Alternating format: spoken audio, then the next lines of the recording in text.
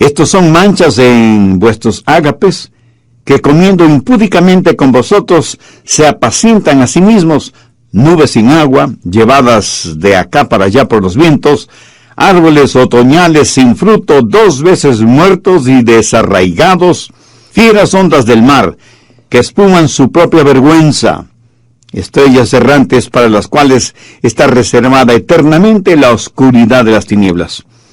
Aquí Dios nos da las 5 marcas de un apóstata para que podamos reconocer cuando lo veamos. Y no piense que lo que estoy diciendo no es relevante. De hecho, es muy relevante, especialmente en esta época en la cual estamos viviendo, cuando Satanás se ha infiltrado en la religión y está usando la religión para sus propios propósitos. ¿Sabe que la mayoría de los seres humanos no necesita más religión? Lo que necesitan es una relación personal con Jesucristo. Y cuando predicamos y enseñamos directamente de lo que dice la Biblia, habrá gente, incluso cristianos, que digan, el pastor no debe predicar de esa manera, no es políticamente correcto. Escuche, sé que mi predicación no es políticamente correcta, pero es bíblicamente correcta. Eso es lo que a mí me importa. Cuando, como Judas lo dice, contendemos ardientemente por la fe que ha sido una vez dada a los santos, la gente dirá que somos intolerantes, estrechos de mente, chapados a la antigua, que no somos verdaderamente cristianos si es que no ponemos nuestros brazos alrededor del cuello de todo el mundo y le decimos, mi amigo, mi hermano, su religión, cualquiera que sea, es tan buena como la mía. Pero permítame decir enfáticamente algo. Hay una fe genuina que una vez fue entregada a los santos. Y esto no lo digo yo porque sea muy inteligente, sino que así lo dice la palabra de Dios. Pero no hay nada más triste y espiritualmente doloroso que el ver a iglesias y denominaciones que una vez fueron columna y baluarte de la verdad convertirse en apóstatas y liberales materialistas. Por ejemplo, en un gran concilio nacional de iglesias con la asistencia de más de 1000 pastores y líderes laicos, un poquito más de la mitad de los asistentes declararon creer en la divinidad de Jesús. Una tercera parte de los asistentes dijeron que el diablo definitivamente no existe.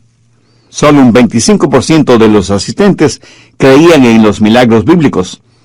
Y todo esto entre líderes espirituales denominacionales y pastores de iglesias, transitando por el camino de la apostasía. Ahora, recuerde que un apóstata no es necesariamente alguien que pertenece a un culto falso. Es una persona perdida, pero no un apóstata. Un incrédulo no es un apóstata. Apostasía significa separarse voluntariamente de la verdad. O sea, alguien que conoce la verdad, la acepta, la promociona y de pronto renuncia a esa verdad. Comienza a burlarse de esa verdad y se opone ferozmente a esa verdad. Un apóstata tratará de reemplazar esa verdad. Pero hay algo en el apóstata que no le deja abandonar su iglesia ortodoxa para empezar su propia iglesia, que lo hace volver a su iglesia madre y, como Judas lo dice, entrar encubiertamente, no por la puerta de enfrente, sino por alguna puerta lateral. Y lo hacen no para promover el trabajo de Cristo, sino para tratar de destruir la obra del Evangelio. Judas dice que debemos contender ardientemente por la fe, lo cual significa que hay una batalla por la fe bíblica frente a la cual no podemos ni debemos permanecer ni apáticos ni neutrales. No solo es necesario reconocer a los apóstatas, sino también debemos saber lo que significa la gran batalla por la Biblia y cuáles son las verdades fundamentales que son las más atacadas hoy en día. Una verdad atacada es el nacimiento original del Señor Jesucristo. Y alguien puede decir, pero pastor, ¿qué diferencia hay si creemos eso o no? Mi amigo, aquí estamos hablando de nuestro destino eterno, que depende de ese hecho. Si Jesús no nació de una virgen, Él es tan pecador como cualquiera de nosotros. Y si Él fue pecador como usted o como yo, no hay expiación por medio de su sangre, porque un Dios santo no aceptará un sacrificio impuro. Si no hay sacrificio de sangre, no hay salvación. Si no hay salvación, no hay regeneración. Si no hay regeneración, no hay esperanza del cielo. Sin el nacimiento virginal, mi amigo, usted y yo no tendríamos ninguna esperanza. Y aquí no solo estamos hablando del nacimiento original de Cristo, sino también de su completa deidad. En nuestros días hay muchos que no aceptan la total deidad del Señor Jesucristo. Permítame decirle que Jesús no solo fue un gran líder, no solo fue una relevante figura religiosa, ni fue solo un gran profeta, sino que fue Dios mismo. Grande es el misterio de la deidad. Dios manifestado en la carne. El Verbo hecho carne que habitó entre nosotros. Como Juan inspiradamente lo dice, en el principio era el Verbo, y el Verbo era con Dios, y el Verbo era Dios. Otra verdad atacada es la sangre expiatoria, o sea, el trabajo sustitucionario de Cristo en la cruz por nuestros pecados. Cristo murió por nuestros pecados, de acuerdo a las Escrituras. La sangre de Jesucristo, el Hijo de Dios, nos limpia de todo pecado. A los doctrinalmente liberales y apóstatas no les gusta la predicación acerca de la sangre del Señor Jesucristo. Les es repugnante el trabajo sustitucionario de expiación de Cristo en la cruz. Otra verdad atacada es la segunda venida de Cristo, y nos referimos a la segunda venida del Señor Jesucristo en forma literal, física. El doctor Lucas en Hechos relata que Jesús, después de su resurrección y antes de su ascensión, habló con sus discípulos dándoles órdenes muy precisas. Luego ellos vieron cómo ascendía al cielo en una nube. Y estando ellos observando este extraordinario acontecimiento, dos varones con vestiduras blancas se pusieron junto a ellos y les dijeron: varones galileos, ¿por qué estáis mirando al cielo? Este mismo Jesús que ha sido tomado de vosotros al cielo, así vendrá como le habéis visto ir al cielo. Otra verdad fuertemente atacada es la resurrección de Cristo. Note que no estoy siguiendo un orden cronológico, pero eso no cambia las verdades que estoy compartiendo con usted. Es increíble cómo en nuestros días se ataca la resurrección literal de nuestro Señor Jesucristo por parte de pseudoteólogos liberales y apóstatas. Consustancial con nuestra fe cristiana es la predicación de la tumba vacía. Y nunca debemos minimizar la resurrección del Señor, porque es su resurrección y su ascensión a los cielos el sólido fundamento de su pronto retorno. Pero también atacan la infalibilidad de la palabra de Dios.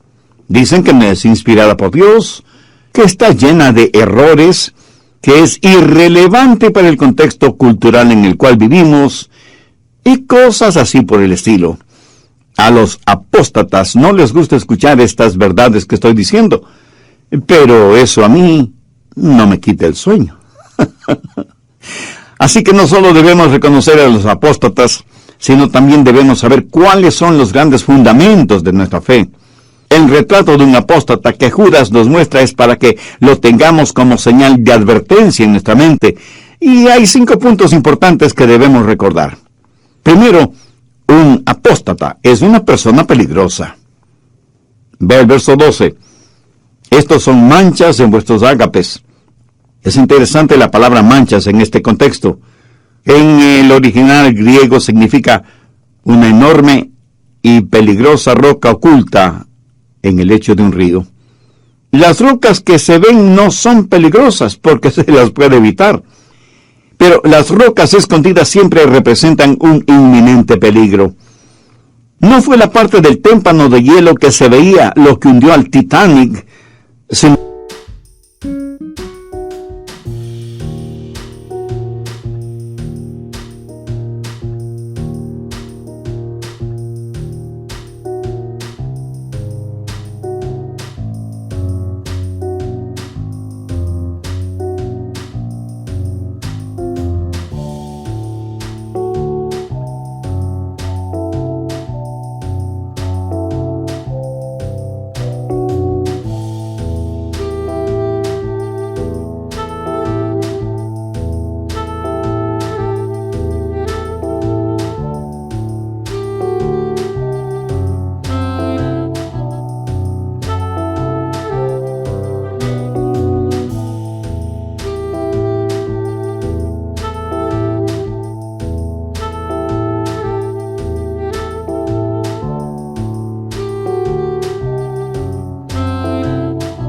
no la parte que no se veía, que estaba por debajo de la superficie del mar. Judas lo que está diciendo es que aún en sus fiestas de compañerismo, en sus ágapes, habrán rocas escondidas, los hombres que han entrado encubiertamente para hacer daño, los apóstatas. El diablo odia cualquier reunión de compañerismo en donde sea evidente la unidad y la práctica sincera del ágape y la koinonía entre los hermanos. La apostasía no solo es peligrosa porque detesta la verdad, sino también porque causa divisiones. Lo que mantiene unidos a los creyentes es el amor mutuo que tenemos por el Señor Jesucristo y en el Señor Jesucristo. Tenemos una sola manera de pensar en cuanto a la deidad de Cristo, la inspiración e infalibilidad de la Biblia y sus absolutas verdades teológicas y doctrinales. Y esa es la razón por la que debemos contender ardientemente por la fe que ha sido una vez dada a los santos. En segundo lugar, la apostasía es engañosa. Veamos el verso 12. Nubes sin agua, llevadas de acá para allá por los vientos. Tácitamente Judas está reconociendo que las lluvias eran muy importantes en esa región. La época de lluvias llegaba, pero tenía muy poca duración. Por eso las lluvias eran tan importantes. Se puede imaginar a un agricultor durante un tiempo de sequía. Ha estado orando a Dios por lluvia y ve una nube y tiene la esperanza de que por fin habrá lluvia. Pero la nube soplada por el viento desaparece. ¡Qué gran desilusión! Una nube sin agua. Dios dice que los apóstatas son así. Recuerda que en el verso 4 Judas dice que algunos hombres han entrado encubiertamente. Ahora en el verso 12 dice que son nubes sin agua, movidas por los vientos. A veces las nubes prometen lluvias, pero no sueltan ni una sola gota de agua. Anota el margen Proverbios 25:14. Como nubes y vientos sin lluvia, así es el hombre que se jacta de falsa liberalidad. Así son los apóstatas. Lo triste es que miles y miles de personas asisten a iglesias apóstatas para escuchar a un predicador apóstata, un infiltrado, una vanidosa y pasajera nube sin agua. Entran sedientos a la iglesia y en vez de recibir el agua de vida, les dan la sal de la mentira y salen mucho más sedientos de lo que entraron.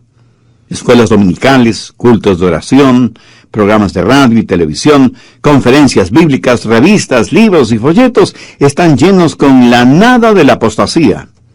Un servicio religioso puede ser aburrido y monótono, o puede estar en llamas con celo satánico, pero carecer totalmente del fuego del Espíritu Santo. Estará vacío de enseñanza bíblica. No habrá conversiones y no habrá genuino gozo espiritual. No habrá victoria en Cristo. Y lo peor es que la gente ni siquiera se da cuenta de que está siendo engañada espiritualmente. Tercero, los apóstatas, aunque vivos, están muertos. Son como árboles sin fruto. Miremos el verso 12 nuevamente. Árboles otoñales sin fruto, 2 veces muertos y desarraigados. Ahora mire el impresionante contraste que encontramos en el Salmo 1, versos del 1 al 3. Bienaventurado el varón que no anduvo en consejo de malos. Será como árbol plantado junto a corrientes de aguas, que da su fruto a su tiempo, y su hoja no cae, y todo lo que hace prosperará. Un apóstata es como un árbol inútil en el huerto. Solo ocupa espacio, y succiona el alimento destinado a las otras plantas y árboles para producir nada. ¿Qué se puede hacer con un árbol muerto?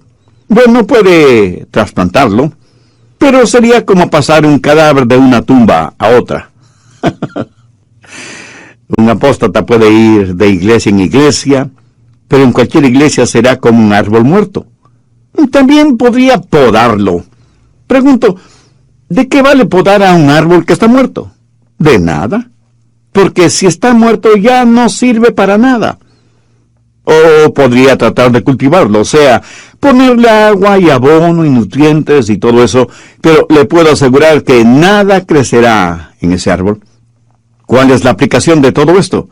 Que ni los estudios bíblicos, ni las oraciones, ni las buenas obras, ni la asistencia a la iglesia cambiará a un apóstata que antes conoció y practicó esas verdades, porque el apóstata voluntariamente ha escogido el morir en sus transgresiones y pecados. No sirve de nada el cultivar un árbol muerto. El cambio de iglesia o denominación tampoco sirve para nada. El cambiar de nombre al árbol tampoco da resultado, porque ese árbol, llámese como se llame, está muerto. Se cuenta de una hermana metodista que le dijo a su pastor: pastor, creo que voy a seguir la doctrina bautista. Y el pastor le contestó: me parece que está bien. No creo que hay nada de malo en cambiar la etiqueta en una botella vacía. Mi amiga, mi amigo, pudiera ser que usted no sea un apóstata, pero a lo mejor su vida cristiana no es más que una botella vacía. ¿No quisiera llenarla con el Señor Jesucristo y el Espíritu Santo? Casi al final del programa anterior, al hablar de los apóstatas, cité las palabras de Judas, verso 12. Árboles otoñales, 2 veces muertos y desarraigados. E hice la comparación con el Salmo 1, los versos 1 y 3. Bienaventurado el varón que no anduvo en consejo de malos. Será como árbol plantado junto a corrientes de agua, que da su fruto a su tiempo, y su hoja no cae, y todo lo que hace prosperará. Un apóstata es como un árbol inútil en el huerto, solo ocupa espacio y succiona el alimento destinado a las otras plantas y árboles para producir ¿qué cosa? Nada. ¿Qué se puede hacer con un árbol muerto? Bueno, puede trasplantarlo, pero sería como pasar un cadáver de una tumba a otra. Ahora, ¿cuál es la aplicación de esto? Que ni los estudios bíblicos, ni las oraciones, ni las buenas obras, ni la asistencia a la iglesia cambiará a un apóstata que antes conoció y practicó esas verdades, porque el apóstata voluntariamente ha escogido el morir en sus transgresiones y pecados. Bueno, si usted ya está listo, yo también lo estoy. Así que prosigamos con el material para hoy.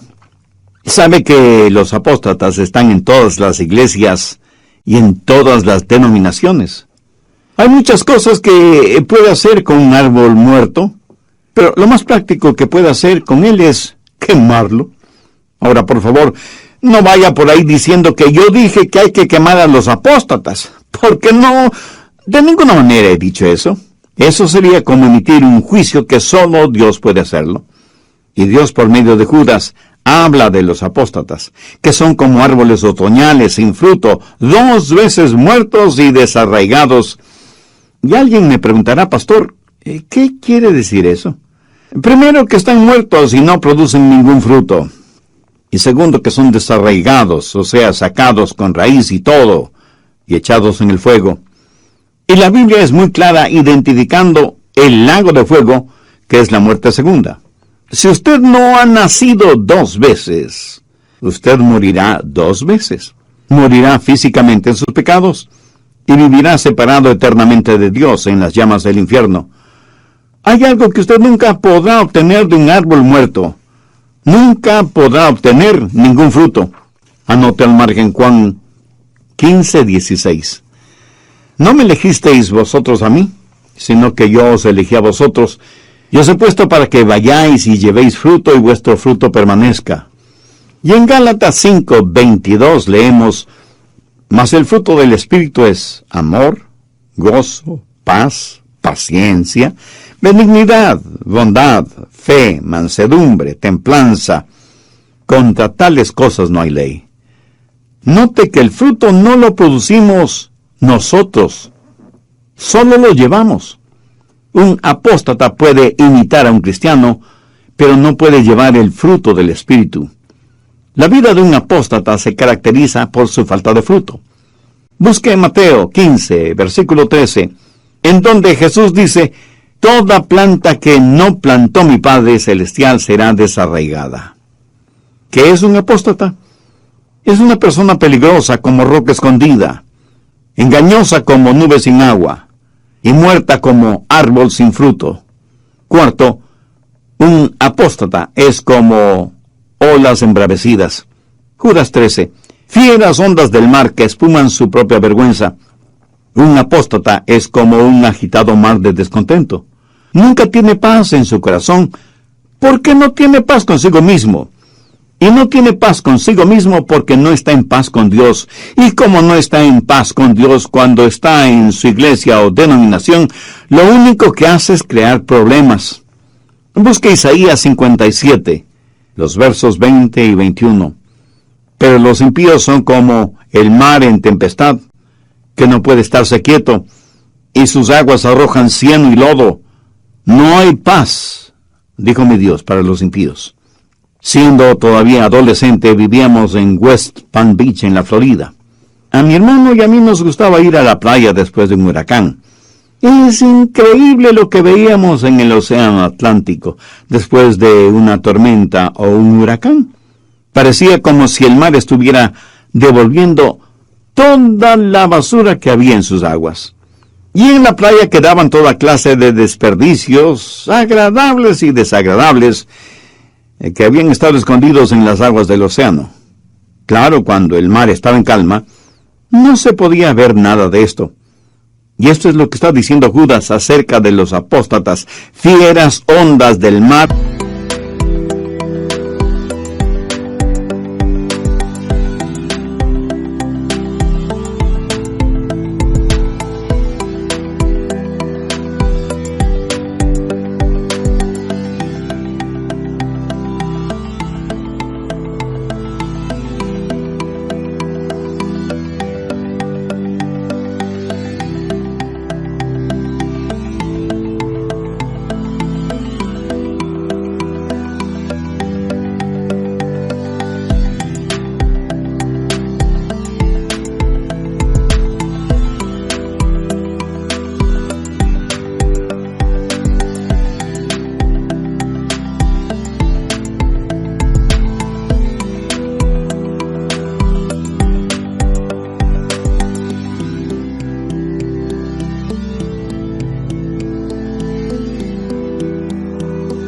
Que espuman su propia vergüenza. Permítame decir algo más sobre este asunto. Al estudiar especialmente Primera de Pedro y las epístolas de Judas, descubrí que un apóstata tiene un profundo pecado moral en su vida. Y esto es algo que usted necesita aprender. Una persona puede ser incrédula y sin embargo vivir una vida muy moral. Nicodemo fue uno así. Estaba espiritualmente perdido, pero era una persona moral. Una persona puede ser miembro de un culto falso y tener una vida muy moral. Mucho más moral que muchos de los que se llaman creyentes o cristianos. De hecho, lo que hacen muchos que se llaman cristianos nos llena de verdadera vergüenza. Hay incrédulos que viven vidas mucho más honestas, justas y morales que muchos que quienes van a la iglesia con aire de piedad y santidad que en realidad no poseen. Pero un apóstata es algo diferente.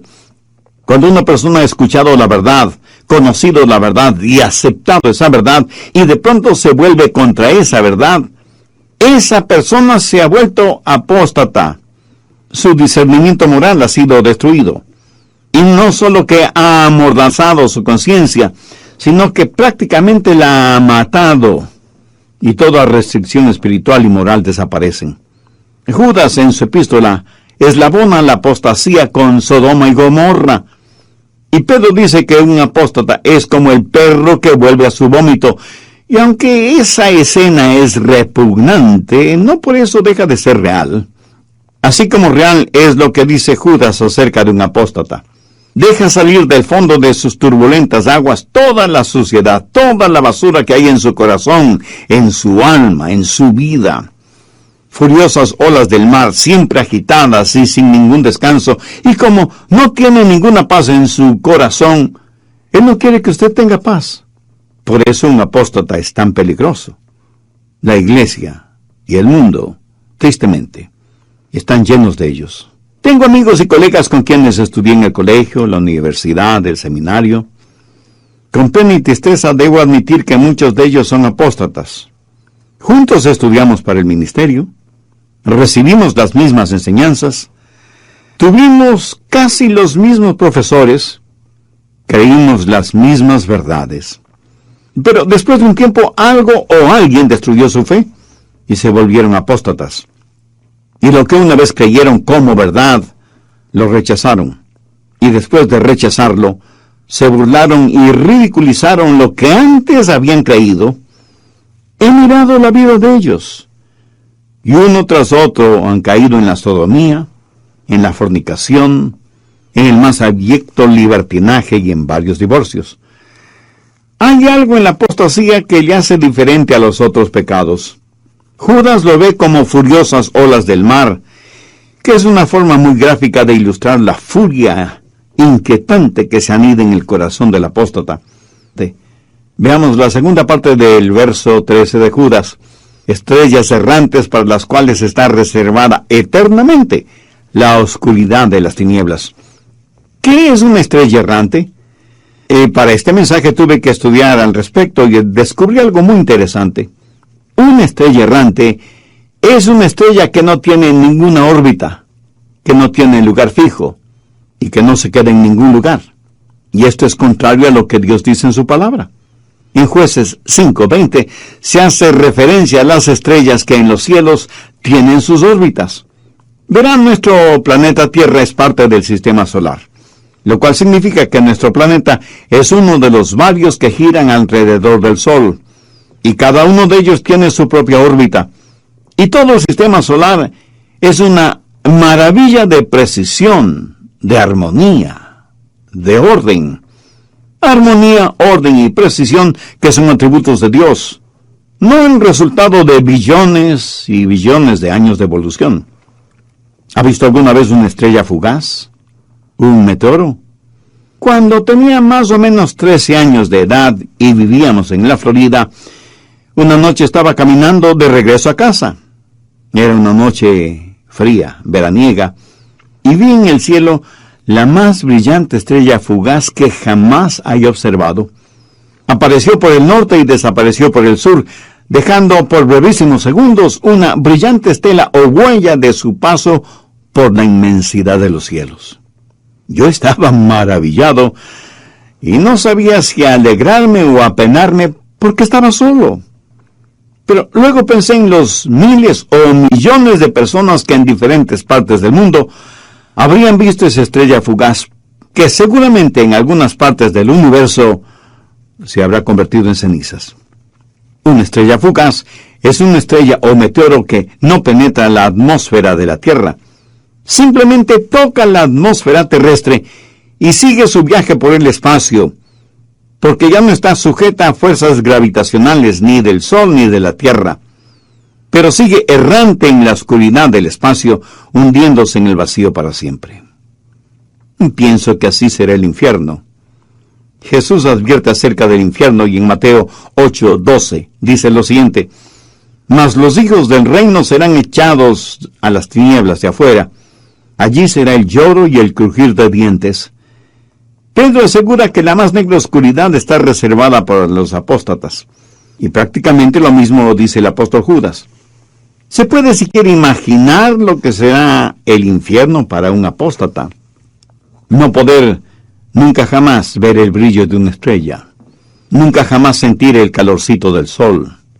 Nunca jamás ver la hermosura de una luna llena o de una puesta del sol. Pero lo peor será el nunca jamás ver la sonrisa de Jesús y la resplandeciente luz de su gloria. Un apóstata estará para siempre cubierto de oscuridad y tinieblas. Judas ya ha hablado acerca del eterno fuego del infierno, pero ahora habla también de la eterna oscuridad del infierno, en la cual vivirán eternamente los apóstatas. Pero escúcheme, debemos tener un corazón quebrantado por ellos, y aunque les suene raro lo que voy a decir, lo digo de todas maneras. Debemos orar por ellos, porque representan un peligro para todos, especialmente para los hijos e hijas de Dios. Un apóstata es engañoso como una nube sin agua. Está muerto como un árbol que no da ningún fruto. Es como furiosas olas del mar y está condenado como una estrella errante. Con tristeza debo confesar que mientras más estudio la palabra de Dios, estoy convencido de que es casi imposible, por lo menos desde el punto de vista humano, es casi imposible, digo, que un apóstata se salve. Creo que los apóstatas han cometido el pecado imperdonable. Han conocido la verdad, han visto la verdad, han experimentado en sus propias vidas esa verdad y por alguna circunstancia abandonan esa verdad. Pero no solo que la abandonan, sino que la rechazan tenazmente, se burlan de ella, blasfeman contra ella, ridiculizan todo y a todos los que tengan que ver con Dios, con Jesucristo, con la Biblia. Que Dios tenga piedad de ellos. Judas quiere que reconozcamos a un apóstata tan pronto lo veamos y le escuchemos. Quiere darnos un cuadro, un retrato de un apóstata. Por eso dice en el verso 3, me ha sido necesario escribiros exhortándoos que contendáis ardientemente por la fe, que ha sido dada una vez a los santos. Amigo, tenemos la inspirada e infalible palabra de Dios que nos dice del nacimiento virginal del Señor Jesucristo, el Hijo de Dios, quien vivió una vida impecable, esto es, que jamás pecó. Murió en una cruz romana para pagar con su sangre la culpa de nuestros pecados.